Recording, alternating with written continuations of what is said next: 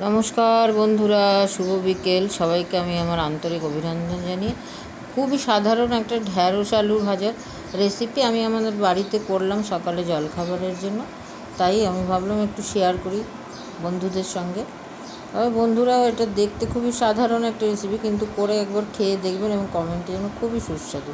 তাহলে চলুন দেখি কিভাবে করছি, দেখুন আপনারা, পরে করবেন সময় পেলে। প্রথমে আমি ঢ্যাঁড়স এবং আলুকে এরকম করে কেটেছি, যেরকম কাটতে হবে এই যে কেটেছি এইরকমই কাটতে হবে আলুগুলোকে ও ঢ্যাঁড়সকে। তারপরে ধুয়ে পরিষ্কার করে নিয়েছি, তার মধ্যে কিছুটা কাঁচা লঙ্কা চিড়ে দিয়েছি।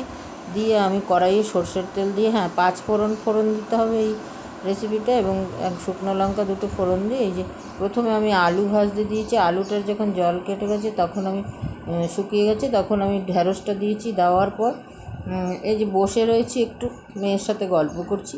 তারপরে আমি আস্তে আস্তে ওটাকে ভাজতে দিয়েছি। যখন ঢ্যাঁড়সেরও জলটা শুকিয়ে গেছে, তখন আমি এর মধ্যে মশলা হিসেবে নুন আর হলুদ দিয়েছি।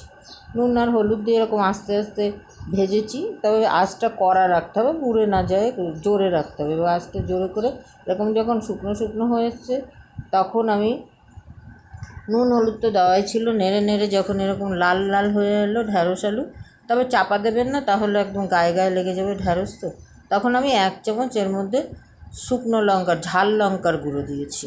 তখন আমি গ্যাসটা অফ করে দিয়েছি। অফ করে গ্যাসের উপর তরকারিটা এরকম ভাজাটা বসানো থাকবে শুধু, কারণ আঁচ রেখে ওই লঙ্কার গুঁড়োটা দিলে খাবারটা তেতো হয়ে যায়। এবার আপনারা করা হয়ে গেল, এবং রুটিতে আপনারা পরিবেশন করে রাখতে পারেন সকালে, এবং দুপুরে খাওয়ার প্রথম পাতে ডাল দিয়ে খুবই ভালো লাগে। খেয়ে কমেন্ট করবেন। তো দেখা